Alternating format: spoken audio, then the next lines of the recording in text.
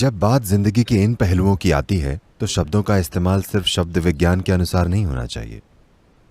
आपने कहा मैं बहुत कंफ्यूज्ड आत्मा हूं, पर आत्मा कभी कंफ्यूज नहीं हो सकती।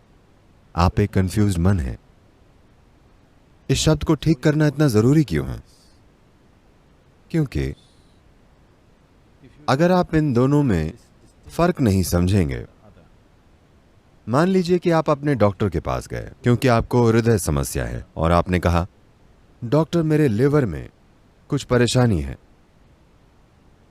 वे किसी और चीज का इलाज कर देंगे, है ना? है ना? इसलिए बहुत जरूरी है।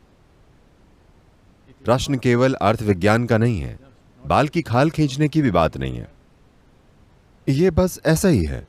आपको हार्ट प्रॉब्लम है लेकिन आप लिवर के डॉक्टर के पास चले गए। ऐसे कोई समाधान नहीं निकलेगा क्योंकि ऐसे परेशानियां और बढ़ जाएंगी। क्योंकि वैसे भी अगर एक बार आप वहां गए तो उसे लिवर की सर्जरी करनी ही पड़ेगी, चाहे आपको लिवर की समस्या हो या ना हो। यह उस बिजनेस का हिस्सा है, ठीक है? इसलिए यह बहुत महत्वपूर्ण है। आपकी आत्मा कंफ्यूज नहीं हो सकती। और पहली बात यह है कि आप आत्मा के बारे में बात मत ही कीजिए क्योंकि आपको इसका अनुभव ही नहीं हुआ है।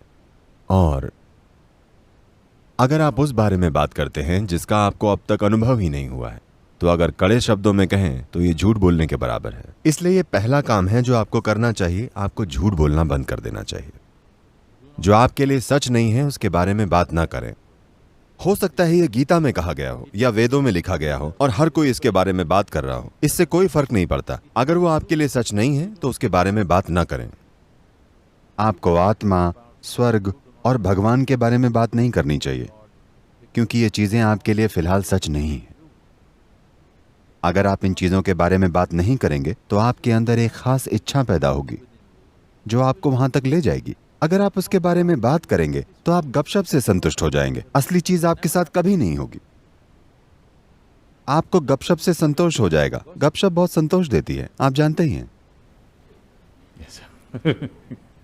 हाँ, बहुत से लोग गप मारकर सच्चाई से बचते हैं।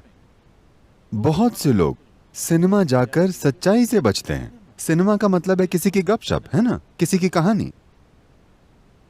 मैं इसके खिलाफ नहीं हूं, पर अगर आप इससे अपने जीवन को बेहतर बना रहे हैं तो ये ठीक है। लेकिन अगर आप इसका उपयोग अपने जीवन से बचने के लिए कर रहे हैं तो ये बड़ी समस्या है ना?